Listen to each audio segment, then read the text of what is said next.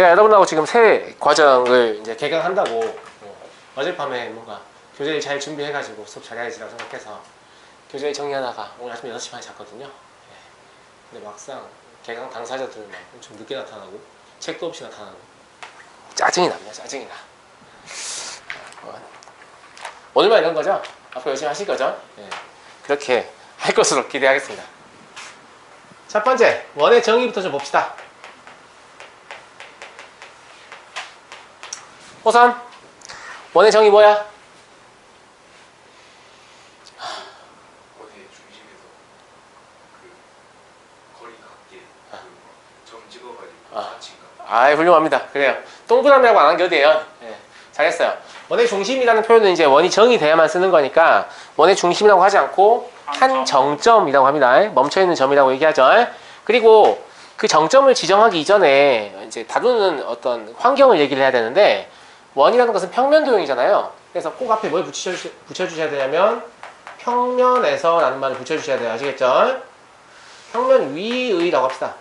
평면 위의 한 정점 으로부터 이른 거리가 일정한 점을 젖히다.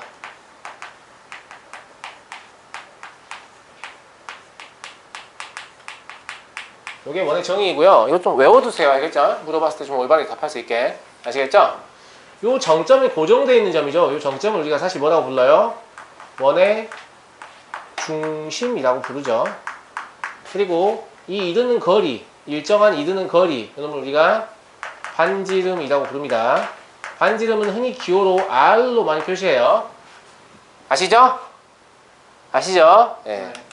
그리고 자취라고 했기 때문에 무엇이 되리라는 걸 예상할 수 있냐면 방정식이 되리라는 걸 예상할 수 있어요. 맞나요? 맞죠? 네. 아, 원이 방정식의 형태를 얻어지겠구나. 그럼 실제로 원의 정의를 이용해서 원의 방정식을 만들어 보죠.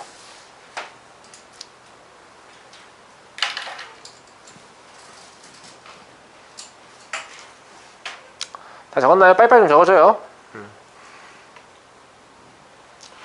제가 색깔을 여러 개 쓰는 이유는 그냥 여러분 잘 보이라고 그런 거고 굳이 저 따라서 컬러풀하게 하실 필요 없어요. 아시겠죠? 네.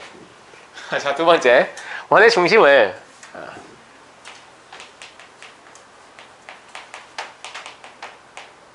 A, B라고 하고요. 그 다음에 반지름을 R이라고 했을 때 이걸 만족하는 원을 구해라. 원의 방정식을 구해라 이런 얘기죠. 맞아요? 자취의 방정식을 구하는 기법은 제가 직선의 방정식에서 한번 이야기한 바 있습니다. 어떻게 구하죠? 구하려는 자취 위에 임의의 한 점을 x, y라고 잡습니다. 맞아요? 맞아요? 맞죠? 그러니까 이걸 구하려면 원 위의 임의의 한 점을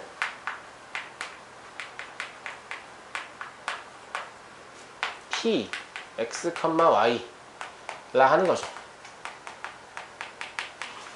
다들 아시겠지만 원이라는 아이가 이렇게 생겼잖아요. 맞아요? 잘 두고 있네요. 그죠? 원의 중심이 이렇게 있다고 하면 어떤 점을 가지고 길이를 재더라도 항상 이 길이가 뭐가 나오죠? 반지름인 r 값이 일정한 값이 나오죠?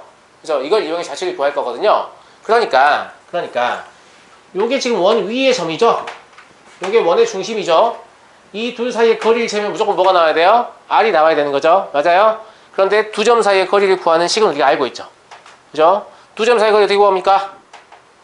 x 좌표끼리 빼서 제곱하고 y 좌표끼리 빼서 제곱한 것에 양의 제곱근 요놈이 거리였죠? 이놈이 r이다 라는 얘기죠. 사실 이것으로 원의 방정식은 충분합니다만 여기 앉아. 이것으로 아무데나 앉아요. 여기 앉든가 여기 앉든가. 왜 늦었어?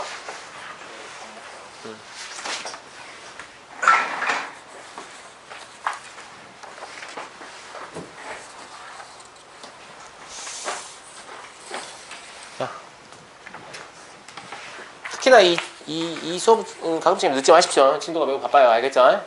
네, 늦으시면 끝나기 어려울지도 몰라요. 자, 이 상태로도 원의 방정식으로 보는데 별로 문제가 없습니다만은 이 근원을 자꾸 표기하는 게 불편하기 때문에 양변을 제곱해서 이렇게 없거든요.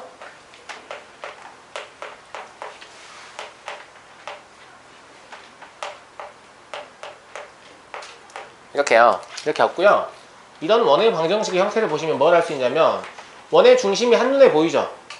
원의 중심은 각각의 완전 제곱을 0이 되게 만드는 x, y 값이 각각 중심 x좌표, y좌표예요. 맞아요? 이걸 0이 되게 하는 x가 a죠. 이걸 0이 되게 하는 y가 b죠. 그러니까 중심 a, b 이미 한눈에 보이죠. 그리고 반지름이 보이죠. 그죠? 그래서 요 형태로 원의 방정식을 쓰면 원을 좌표 평면상에 그림 그리기에 매우 편리하거든요. 모든 종류의 원을 표현할 수 있고 그림 그리는데 편리하다. 이런 도형의 방정식은 보통 표준형이라고 지칭합니다. 아시겠죠? 그래서 이 아이의 이름이 원의 방정식의 표준형이 됩니다.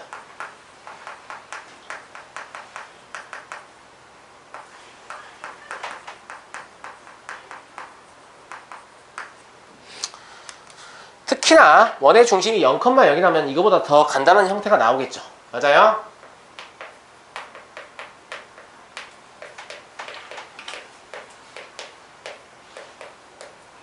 중심이 0,0이고 반지름이 동일하다고 하면 요 값이 0, 요 값이 0이 될 거니까 이런 형태가 될 거예요. 알아보시겠죠? 네. 요 내용도 좀 기억을 해 주시기 바랍니다. 나중에 우리가 이제 평행이동이라는 걸 배우면 중심이 0,0인 원을 이용해서 이런 원들을 다 해석하기 편리하거든요. 그래서 요 형태도 좀 기억해 주시기 바래요. 됐나요?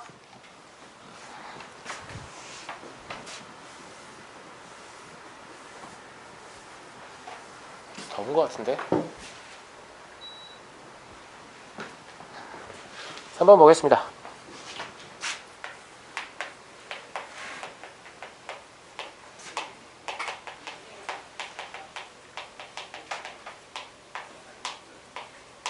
삼 번은 원의 방정식의 일반형인데요. 사실 여러분들이 쓰실 일은 많지 않지만 우리가 이제 도형을 가지고요. 더하거나 빼는 어떤 연산을 해야 될 필요가 있을 수 있거든요. 그러면 이런 경우는 좀 불편하죠, 사용하기가. 표준형의 경우에는 그림 그리기는 편리하지만 두 원끼리 어떤 연산을 수행하는 데는 좀 불편하단 말이에요. 그래서 이 아이를 전개해서 만든 형태를 일반형이라고 하거든요. 얘를 가지고 전개를 좀 해보겠습니다. 알겠죠? 문제 2번에서 우리가 원의 방정식의 표준형을 이렇게 얻었죠.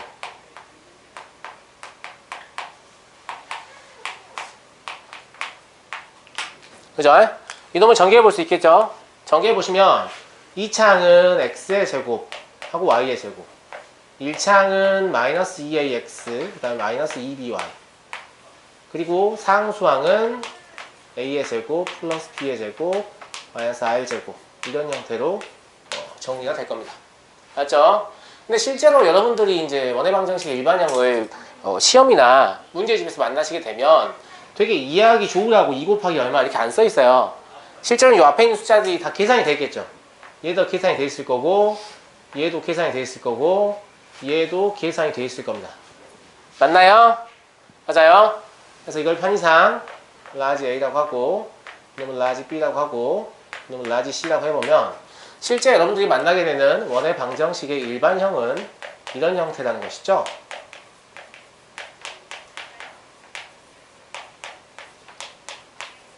맞습니까? 맞죠? 예.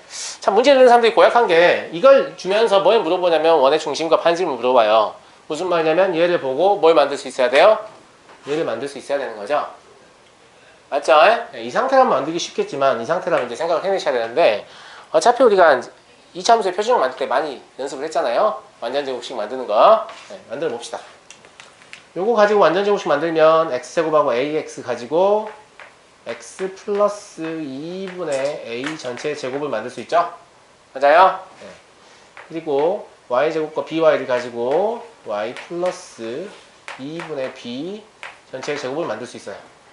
그런데 우리가 완전제곱 만들기 위해서 여기서는 4분의 a제곱, 여기서는 4분의 b제곱 이렇게 우리가 더해줬단 말이에요. 맞아요? 네, 그러니까 우변에서 이걸 빼줘야 될 것 같거든요. 그 다음에 여기 상수 c도 오른쪽 같이 넘어가야 되죠. 같이 넘어가서 이놈을 통분을 좀 해보죠. 그럼 얘가 4분의 a제곱 플러스 b제곱 마이너스 4c 이런 형태가 되겠나요? 맞아요? 맞아요? 맞아요. 맞죠? 네. 요걸 보시고 중심과 반지름을 얘기할 수 있겠죠. 중심은 어디입니까? 따라서 원의 중심은 뭐가 될 거냐면 마이너스 2분의 A, 마이너스 2분의 B 이렇게 될 거고요. 그 다음에 반지름은 뭐가 될 거냐면 표준형에서요. 이 오른쪽에 있는 형태는 이렇게 제곱의 형태입니다. 아시겠죠? 우변에 있는 숫자를 바로 반지름으로 읽으면 안 돼요. 그러니까 요놈의 양의 제곱근이 반지름일 거거든요. 그래서 요놈의 양의 제곱근을 구해보면 2분의 루트 A제곱 플러스 B의 제곱 플러스 4C 이렇게 될 거예요. 여기까지 이해되시죠? 여기까지 이해되시죠, 여러분? 네. 가끔 문제집에서 이걸 물어보는 경우가 있는데 지금 이게 반지름이잖아요. 그럼 반지름이라는 값이니까 이 반지름은 반드시 양수여야 되지 않겠어요? 맞아요? 네, 사실 대학에서는 반지름이 0인 원도 점원이라고 부르고 심지어 반지름이 허수인 원도 허원이라고 부릅니다만은 우리가 다루는 원은 반지름이 양수인 실원밖에 다루지 않아요. 아시겠죠? 그래서 일명 원이 될 조건이라고 해서 요 원의 방정식의 일반형의 미정계수를 포함한 형태를 주고 이 아이가 원이 되기 위한 미정계수의 범위를 구하시오. 이런 문제를 낸단 말입니다. 그럼 그랬을 때 이렇게 표준형을 고치신 다음에 바로 요 근원의 식이 양수가 된다를 이용하시면 되거든요. 맞아요? 네. 그래서 요 놈을 우리가 뭐라고 부르냐면 특별히 원의 판별식이라고 불러요. 이놈이 원이 될지 안 될지를 결정해주는 식이다 라는 거죠. 아시겠죠? 네. 문제집에 드문드문 나오기 때문에 막상 문제에서 만나면 매우 당황스러울 수 있어요. 지금 말씀드렸으니까 기억하고 계세요. 알겠죠? 이 반이 원래 전통적으로 이렇게 대답을 잘 안 하는 반인데 새로 들어온 학생도 마찬가지네.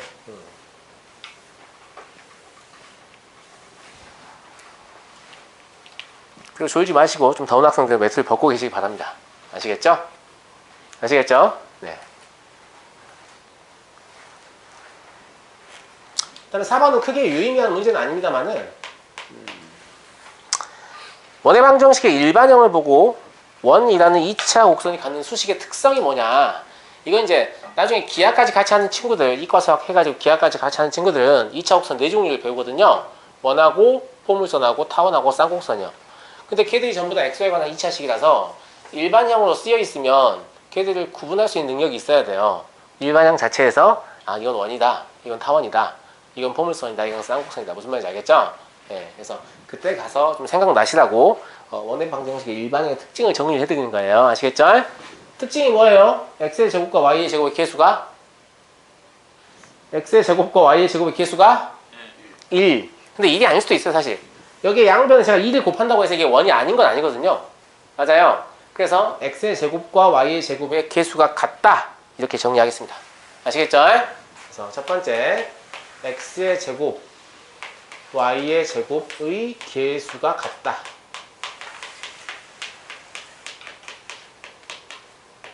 물론 이때 0이 아니야 합니다. 2차식이어야 되니까. 아시겠죠? 네. 두 번째로는 xy에 관한 일반적인 2차식이라면 x, y 두 개가 곱해진 항도 존재할 수 있거든요. 근데 그런 항은 없어요. x, y 항은 존재하지 않습니다.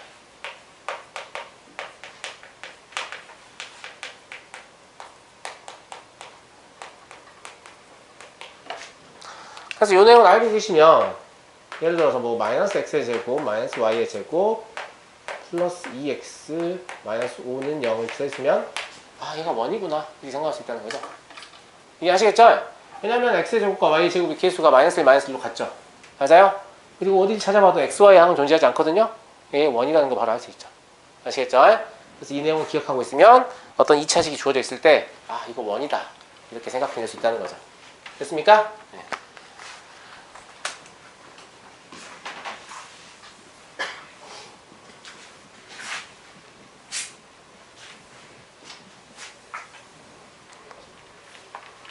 (5번) 보겠습니다.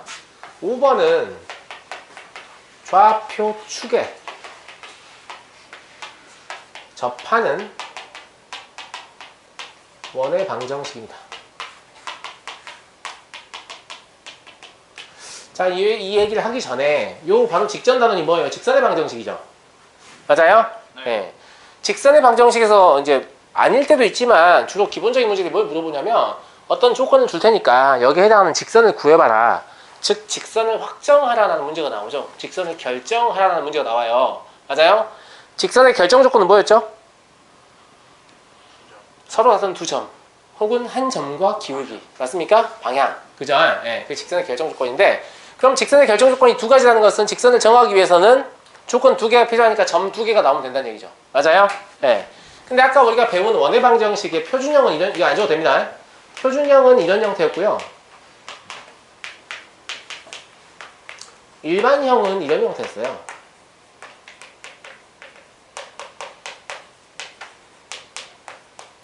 맞죠? 이 두 개의 경우에 둘 다 마찬가지로 원이 확정된다는 것은 이 값이 얼마인지 알고, 이 값이 얼마인지 알고, 이 값이 얼마인지 안다는 것이죠. 맞아요? 여기서도 마찬가지로 얘가 얼마인지 알고, 얘가 얼마인지 알고, 얘가 얼마인지 안다는 거잖아요. 맞아요? 그럼 몇 개의 조건이 필요한 거예요? 세 개의 조건이 필요한 거죠. 세 개의 조건이 필요하다는 말은 서로 다른 세 점이 필요하다는 얘기예요. 아시겠죠? 아시겠죠? 그래서 서로 다른 세 점을 원의 결정 조건이라고 부릅니다. 그런 생각을 해보신 적이 있으려나 모르겠습니다만은, 여러분들 중학교 2학년 때 삼각형의 외심 배우죠? 배워요? 안 배워요? 삼각형의 외심이라는 단원이 있죠. 무슨 말이냐면 어떤 삼각형이 있으면 이 삼각형의 세 꼭지점을 지나는 원은 반드시 존재한다는 얘기 아니에요? 맞아요, 맞아요. 그러니까 외심 구하는 거 아니에요. 근데 이게 반드시 존재하는 이유가 사실은 이 세 개의 점 때문에, 바로 원의 결정 조건이기 때문에 반드시 존재하는 거죠. 그에 반해서 사각형은 외접원을 가지지 않을 수도 있는 거죠. 가령 이렇게 생긴 사각형이 있다 라고 하면 외접원 못 그립니다. 아시겠죠? 이 점, 이 점, 이 점, 이 점을 다 지나는 원은 존재할 수 없어요. 그래 보이시죠? 그래 보이시죠? 네. 그래서 반드시 외접원을 갖는 데는 삼각형인데, 그 이유가 서로 다른 세 점이 원의 결정 조건이기 때문이다 라는 거죠. 그래서 문제를 풀기 위해서 우리가 원을 구해야 되는 상황이 되잖아요. 그러면 조건이 최소한 몇 개를 확보하셔야 된다? 세 개를 확보하셔야 된다는 거죠. 알겠죠? 내가 원을 구해야 한다는 것은 조건을 세 개를 확보해야 한다. 이런 말로 해석을 하면 될 것 같아요. 알겠죠? 그런데 이 좌표축에 접하는 원은요. 좌표축에 접하는 이유는 원은 조건이 세 개 필요하지 않거든요. 그러니까 좌표축에 접한다는 조건이 주어져 있음에도 불구하고 원을 이런 식으로 써서 문제를 풀려고 하면 문제가 아마 안 풀릴 거예요. 제 말 무슨 말인지 알겠죠? 좌표축에 접한다는 말 자체가 하나의 조건이 되기도 하고 두 개의 조건이 되기도 하거든요. 아시겠죠? 거기 공간이 협소해서 그림은 그리지 않을 거예요. 그림 제가 여기다 그려 드릴 테니까 눈으로만 보시고, 여기는 그냥 필요한 내용만 적겠습니다. 무슨 말인지 알겠죠? 자, 좌표축에 접한다라고 하면 이런 상황을 생각해 볼 수 있을 텐데, 좌표축이라는 게 별게 아니잖아요. 이렇게 X축이나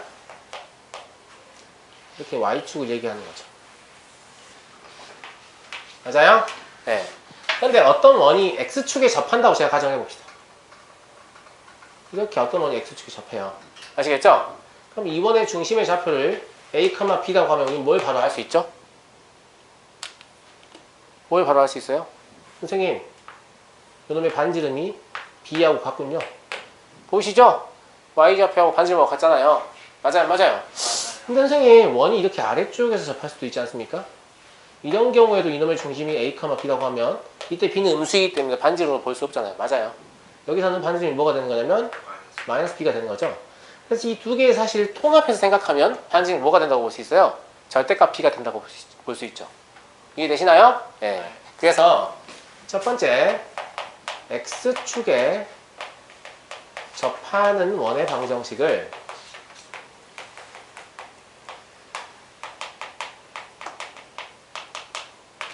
이렇게 쓰겠습니다. x-a의 제곱 플러스 y-b의 제곱은, 제가 일부러 절대값 b의 제곱이라고 적을 거예요. 그냥 b의 제곱이라고 적어도 되거든요. 그죠? 어떤 수를 제곱하면 절대값이 있으나 없으나 결과가 똑같으니까. 근데 실제로 이제 좌표를 가지고 반지름을 해석하려면 절대값을 씌워줘야 한다는 의미를 전달하기 위해서 절대값을 씌우는 거예요. 아시겠죠? 알겠죠? 이거 누가 몰라라고 생각하실 수도 있는데, y좌표가 문자 형태로 주어져 있는 경우에 아무 생각 없이 그대로 갖다 쓴 학생 많습니다. 알겠죠?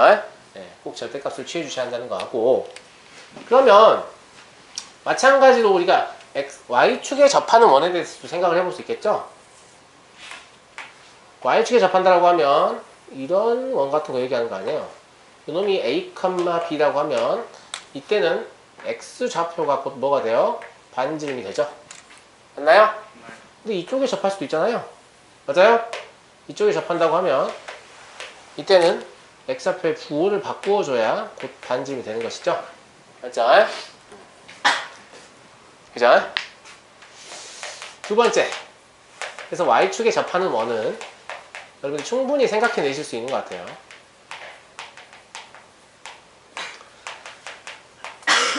거기다 세 가지를 적어야 되니까 공간을 조금 아껴 쓰셔야 될 거예요. 얘가 x-a의 제곱 플러스 y-b의 제곱 이놈은 절대값 a의 제곱이다. 이렇게 표기하겠습니다.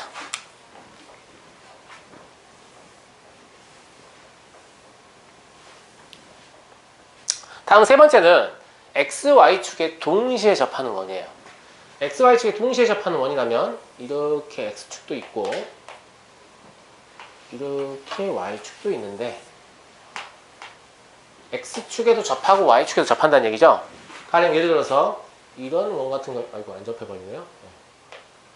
이런 원 같은 걸 얘기할 수 있죠. 보시면 x축에도 접하고 y축에도 접하죠. 맞아요? 네. 혹은 뭐 이런 원도 얘기할 수 있겠죠. 맞아요? x축에 접하고 y축에 접하죠. 자, 여기를 잡아보시면 이놈의 중심을 a, a라고 쓸 수밖에 없을걸요. 그렇잖아요. 왜냐면 이렇게 x, y축에 동시에 접하는 원은 요 y는 x라는 직선에 대해서 대칭 구조의 형태일 거거든요. 즉 원의 중심이 y는 x 위에 올라갈 수밖에 없죠. 이때는 1사분면과 3사분면에 존재하는 원이 그렇습니다. 만약에 원이 이렇게 2사분면이나 너무 못생겼네요. 4사분면에 존재한다고 하면 이놈의 중심들은 여기 위에 있겠죠? 맞습니까? 네. 그래서 이때 좀 구분해서 해주실 필요가 있을 것 같아요. 이때는 원의 중심의 좌표가 a, a가 될 수밖에 없죠. 여기 있다는 말은 xy 좌표의 부호가 서로 반대한다는 뜻이니까. 맞냐? 그래서 xy축에 동시에 접하는 방정식은 두 종류가 있습니다. 네? 그건 너가 a를 양수로 보니까 그런 거고 얘가 양수라고 내가 말 안 했잖아요. 그죠? 네. 동시에 접하는 원의 방정식. 그럼 두 종류가 있을 거예요. 첫 번째는 x-a의 제곱 플러스 y-a의 제곱은 절대값 a의 제곱. 그놈하고요. 두 번째는 x-a의 제곱 플러스 y 플러스 a의 제곱은 절대값 a의 제곱. 이렇게 두 가지가 있을 건데 첫 번째 놈은 어디에 존재한다고요? 제 1, 3, 4분면에 존재해요. 두 번째는 제 2, 4, 4분면에 존재하게 되는 거죠. 어려운 거 없죠?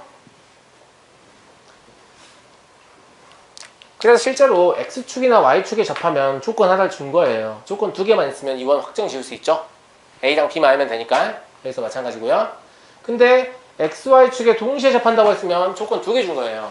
그래서는 A만 결정하면 원이 확정되죠. 맞죠? 그래서 좌표축에 접한다는 조건이 나오면 원의 방정식을 해당하는 여기 상황에 맞게끔 써주셔야지 그냥 일반적인 형태의 표준형이나 일반형을 쓰시게 되면 문제를 풀기가 좀 어렵습니다. 아시겠죠? 아시겠죠?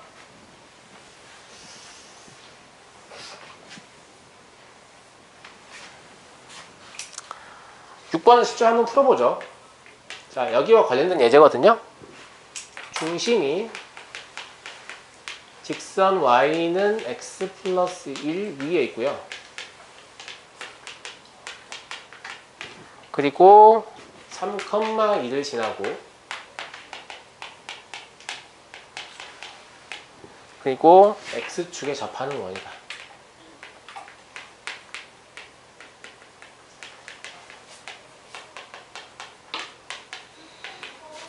맞나요?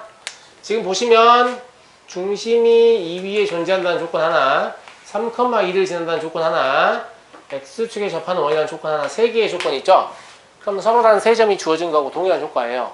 그러니까 원이 확정되는 거죠. 원을 구할 수 있는 거예요. 이해되시겠죠? 이해되시겠죠? 네. 그래서 이 3번 조건을 먼저 써가지고 원을 이렇게 쓰시는 게 좋겠죠? 그럼 원이라는 놈은 x축에 접하니까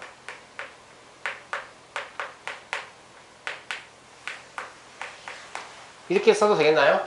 x축에 접하는 원이라고 하면 y좌표의 절대값이 곧 반지름하고 같게 되니까요. 맞니? 네. 그럼 이놈의 중심은 뭐가 되냐면 a, b가 되는 거죠. 그죠? 근데 문제에서 중심이 어디 있다고요? 이 위에 있다고 그랬죠. 그러니까 이 중심에서도 이러한 관계식이 성립하겠죠. 중심의 좌표를 대입하면 성립해야 되니까.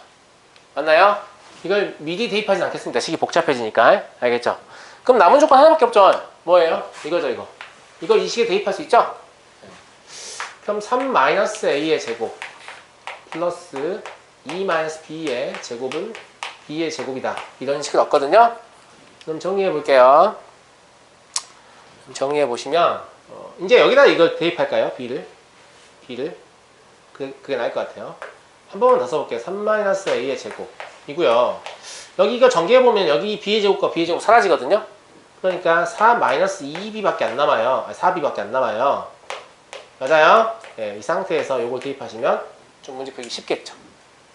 맞니? 네.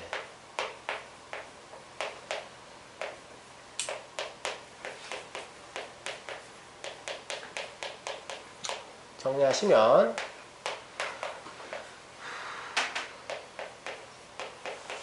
이게 나와서 A가 1이고 B가 2인 경우가 있고요. A가 9이고 B가 10인 경우가 있습니다. 그러니까 구하는 원은 몇 개다? 2개다라는 거죠. X축에 접한다는 조건은 사실 원을 완전히 확정 지어주지는 못합니다. 왜냐하면 위아래로 2개 발생할 수 있기 때문에. 맞아요? 네. 어쨌거나 2개의 원이 얻어집니다.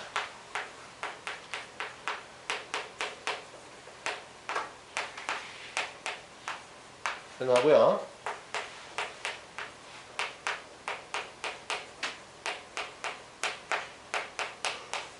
이렇게. 근데 2개의 원을 보니까 반지름의 차이가 꽤 나지 않습니까? 하나는 반지름이 얼마예요? 2예요. 근데 나머지 하나는 반지름이 10인 거죠. 그죠? 맞아요. 이런 거 보면 왜 이렇게 반지름의 차이가 크게 나지? 이런 생각 안 듭니까? 한번 그려볼까? 이런 생각 안 듭니까? 안 들죠? 네. 그래서 제가 한번 그려드리죠. 이 상황을 실제로 그림으로 추정을 해보면 저 답들이 좀 타당하다라는 생각을 할 수 있거든요. 그림 그려볼게요. 아마 아래쪽 많이 아래쪽 그려야 될 것 같은데.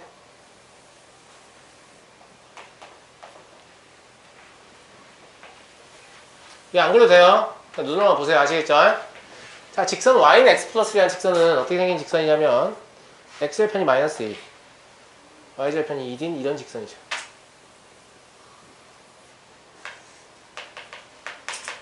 그리고 3,2를 지난다고 했는데 3,2라는 점은 한 이 정도에 존재할 거예요. 그럼 2점 지나고 그 다음에 중심이 2 위에 있으면서 x축하고 접해야 되죠? 맞아요. 그러니까 대충 그냥 그려보시면 이런 식의 원이 나올 것 같지 않습니까? 이런 식의 원이. 자, 손으로 그린 거기 때문에 정확하지 않습니다. 얘가 A인 것 같죠? 맞아요? 그래서 원의 중심이 여기 이렇게 있어야 되잖아요. 이렇게. 맞냐? 네. 그리고 하나 더 그려보면 이게 크게 그려질 수밖에 없다는 생각이 들죠? 그러지 않나? 이런 식, 아이고, 이거 매우 커질 것 같은데요? 이런 식으로 그려질 수밖에 없을 것 같은데? 그죠? 네. 그러니까 중심이 여기 있어야 되니까. 반지름이 확 커지죠? 확 커지잖아요. 그려보니까 우리가 구한 답이 타당하다. 이런 생각이 들죠. 듭니까? 네. 이렇게 도형을 보통 많은 학생들이 어려워하시는데 도형을 잘 하시려면 사실 교육과정 내에서 도형을 통해서 여러분에게 묻고자 하는 게 뭐냐면 식을 보고 그림을 떠올릴 수 있는가, 반대로 그림을 보고 식을 떠올릴 수 있는가, 이 두 가지예요. 아시겠죠?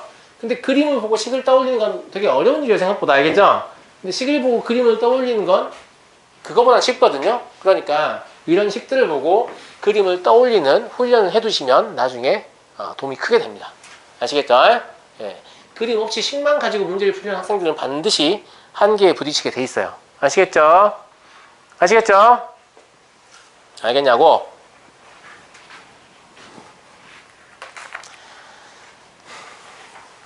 다음 문제 보죠.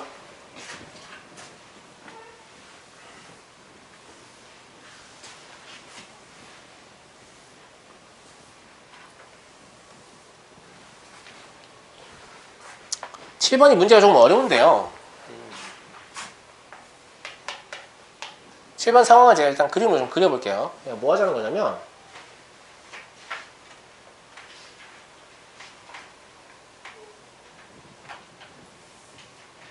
중심이 0,0이고 반지름이 1인 원이 있어요.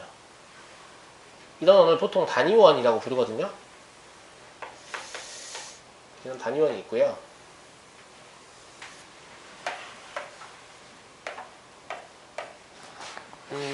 A단점은 2,5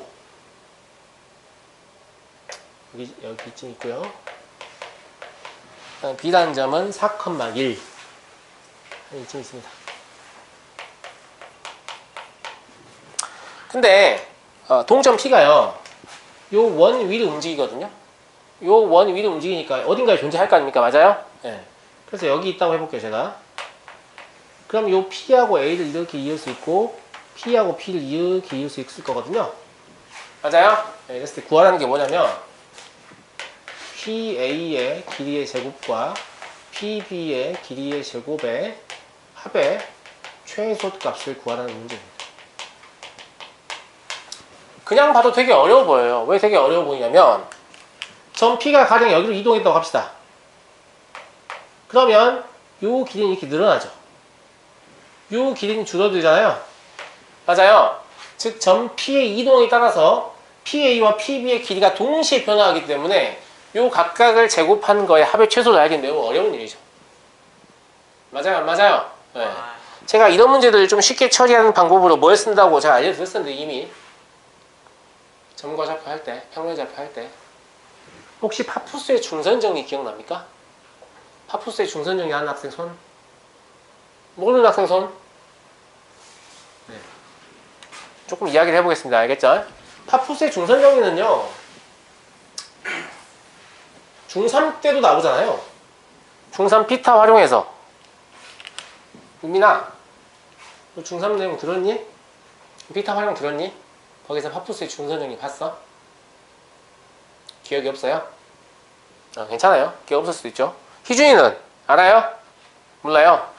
자, 지금 이 제 중선정리 한번 정리해 드릴 테니까 제발 좀 기억을 해주세요. 알겠죠? 그냥 증명 못 해도 돼요. 제발 외워주세요. 왜 외워주셔야 되냐면 파푸스의 중선정리는요 삼각형의 종류와 관계없이 성립해요. 아무 삼각형에서 쓸 수 있다고요. 야, 니네는 고작 직각 삼각형밖에 못 쓰는 피타고라스 정리는 그렇게 잘 외우면서 모든 삼각형에 쓸 수 있는 파푸스의 중선정리는 잘 안 외우거든요. 근데 우리가 문제를 푼다고 생각해보면 삼각형의 제한 조건이 안 걸리는 이런 정리가 훨씬 쓸 데가 많겠죠. 사실 찾아보면. 그렇지 않나요? 아무 데나 쓸 수 있으니까. 자, 한 번만 정리해 드릴게요.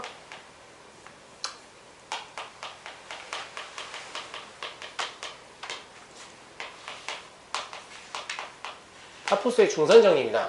임의의 삼각형, 그러니까 삼각형이 어떤 모양이든지 간에 중요하지 않습니다. 자, 이런 삼각형 ABC가 있어요. 중선 정리니까 뭐가 있겠어요? 중선이 있겠죠? 중선의 정의는 뭡니까?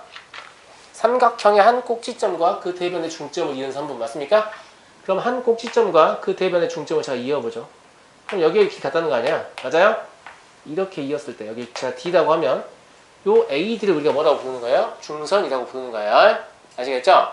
이런 상황에서 뭐가 성립하냐면 아이고 훌륭하다. 아이고 훌륭해요. 이게 성립하죠. 사실 여긴 BD의 제곱 대신 CD의 제곱 넣어도 됩니다. 같은 길이이기 때문에. 아시겠죠? 이거 본 적 있을 텐데. 본 적 있죠? 네, 본 적 기억만 안 날 뿐이죠. 근데 이걸 꼭 기억을 해주셔야 되는 게 뭐 때문이냐면 아무 삼각형에서 쓸 수 있어요. 그게 첫 번째고, 두 번째로 제가 이걸 이용해서 사실 이게 매우 어려운 상황이거든요. P가 이렇게 움직이면 두 개의 길이가 동시에 변하니까 도저히 풀 수가 없을 것만 같아요. 그죠? 근데 이걸 제가 풀 수 있다는 걸 보여드릴게요. 알겠죠? 자, 그럼 여기서 중선정리를 쓰기 위해서 제가 여기를 이렇게 이어가지고요 삼각형을 만들어 볼게요. 이 삼각형 보이시죠? 맞죠? 뭐 구하라고 했냐면 여기의 제곱과 여기의 제곱의 합의 최소를 구하라 했거든요. 맞아요? 그럼 중선정리의 좌변하고 똑같지 않나요? 그죠? 그러니까 그럼 여기 중점을 잡아야겠구나. m이라고 하죠. 이 중점이 아마 3,3일 거예요. 맞죠? 네. 여기 이렇게 이어버리면 이게 중선이 되는 거죠. 여기 길이 같습니다. 아시겠죠? 아시겠죠? 그러면 이렇게 만들면 PA의 제곱과 PB의 제곱이 합이라는 것은 방금 보신 이 중선 정리에 의해서 뭐하고 같냐면 2배의 PM의 제곱과 AM의 제곱의 합과 같습니다. 선생님 똑같이 어려운데요? 아예 똑같이 어렵지 않아요. 보세요. 점 P가 변하면 얘도 변하고 얘도 변하죠. 그래서 어렵죠. 근데 우변을 보시면 점 P가 변하면 얘 변하거든요. 얘 안 변해요. AM의 길이는 그냥 고정되어 있는 값이죠. 2,5 고정되어 있고 3,3 고정되어 있죠. 그러니까 요 PM이 최소일 때 얘도 최소가 된다는 거죠. 다시 한번 얘기합니다. 중선정리 쓰기 이전에는 두 개의 값이 동시에 변하거든요. 근데 중선정리 쓰고 나니까 한 개의 값밖에 안 변해요. 두 개의 값이 동시에 변하면 우리가 최대 혹은 최소를 알아낼 수 없어요. 알겠죠? 근데 여기서는 한 개의 값밖에 안 변하니까 최대 혹은 최소를 알아낼 수 있는 거죠. 아시겠어요? 네. 그러니까 중선정리 없다고 하면 이거 매우 어려운 문제가 될 건데요. 중선정리 때문에 이런 문제가 지금 쉬워지는 거죠. 정리하자면 중선정리는 모든 삼각형에 사용할 수 있습니다. 그죠? 그리고 생각보다 굉장히 문제를 풀이하는데 강력한 도구입니다. 꼭 기억을 해야겠죠? 아시겠죠? 그림 그려요. 이 그림이요? 그려야죠. 뭐. 안 그리면 어떻게 풉니까? 안 그리면 어떻게 풀죠? 이 그림을? 그려야 풀죠. 이 녹색 삼각형은 안 그려도 될 것 같아요. 이건 제가 이해를 시키려고 그린 거니까요. 얘만 그리면 될 것 같죠?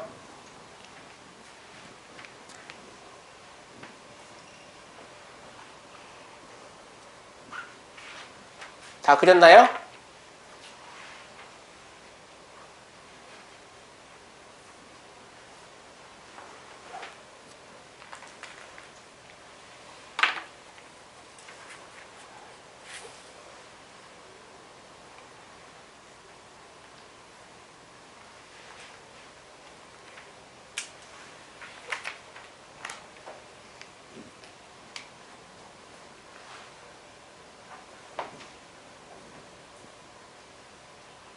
그림만 그렸다고 해서 문제를 다 푼 건 아닙니다. 이제 문제를 풀어야죠. 네. 문제를 좀 더 쉽게 바꿨을 뿐인데, 근데 그림이라도 좀 정리가 되면 제가 설명을 이어서 할게요. 네. 그림이라도 좀 빨리 그려봐요. 중선정리 잘 몰랐던 학생들은 요거를 어디라도 한귀통에 좀 써놓으면 좋지 않겠어요? 그죠? 네. 외우셔야 되니까.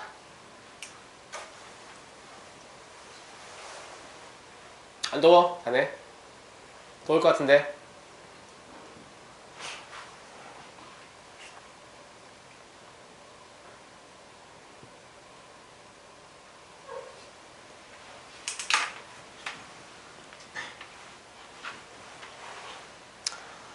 요 7번까지만 풀고 제가 한 5분 쉬는 시간 드릴게요. 빨리 정리해 주시면 빨리 쉴 수 있어요. 여러분들 왠지 좀 졸려하는 것 같은 눈빛이 다들. 네. 산소 공급 좀 하시라고 제가 5분 쉬게 해드리죠. 자, 이제 풀이 진행합니다. 해도 되겠죠? 해도 되겠죠? 네. 결과적으로 우리는 그냥 얘가 언제 최소인가만 보면 되죠. 맞아요? 어차피 이 값은 정해져 있는 값이잖아요. 그럼 얘가 제일 작으면 이 전체가 제일 작아지는 거죠. 그럼 얘의 최소값이 나오잖아요. 근데 PM의 최소값이라는 것은 이 길이를 재는 거잖아요. 이 길이. 맞아요? 언제가 최소죠? 이거 구하는 것도 중3 수학에서 배웠죠. 언제가 최소예요? 그냥 O하고 M을 이어요. 이렇게 일자로. 그리고 P가 이 위치에 있을 때가 최소죠. 그렇지 않나요? 네. 맞아요? 네. 즉 PM의 최소값이라는 놈은 OM의 길이에서 반즉 1을 빼는 거죠. 근데 OM의 길이 얼마입니까? 3,3하고 0,0이니까 3루트 2죠. 네. 여름이 3루트 2 마이너스 1 되겠습니다. 그리고 AM의 길이는 실제 상수니까 계산할 수 있죠. AM의 길이 얼마 나오죠? 얼마 나오냐? 루트 5 나옵니까? 루트 5 나와요.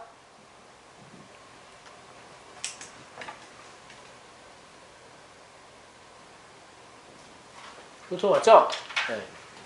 그러니까 얘의 최소를 구할 수 있는 거죠. 자, PM의 제곱이면 3 루트 2 마이너스 1의 제곱이 들어갈 거고요. am의 제곱이면 그냥 5가 들어갈 거예요. 계산해보시면 얼마 나오죠?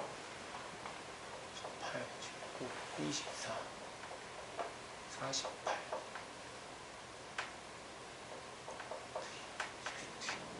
48 마이너스 12루트 나오는 것 같은데? 그죠? 이놈이 우리가 구하는 최소값이에요. 다 이해되시죠? 이해 가시죠? 네. 그렇게 썩 쉬운 문제는 아니었습니다만은 그래도 충분히 이해할 수 있게끔 제가 설명했다고 생각합니다. 이거 기억하고 계세요. 쓸 때 진짜 많아요. 그리고 사실 이걸 쓰면 되게 쉽게 풀리는 문제들이 대부분 다른 방법도 좀 있거든요. 더 복잡한 다른 방법. 그래서 학생들이 이해의 필요성을 느끼지 않는데 이걸 내가 잘 기억한 상태에서 앞으로 이제 고등 문제 계속 풀어보잖아요. 그럼 쓸 때가 진짜 많다는 걸 느낄 거예요. 아시겠죠? 이거 좀 기억해 주세요. 알겠죠? 5분만 쉬었다가 이어서 하겠습니다.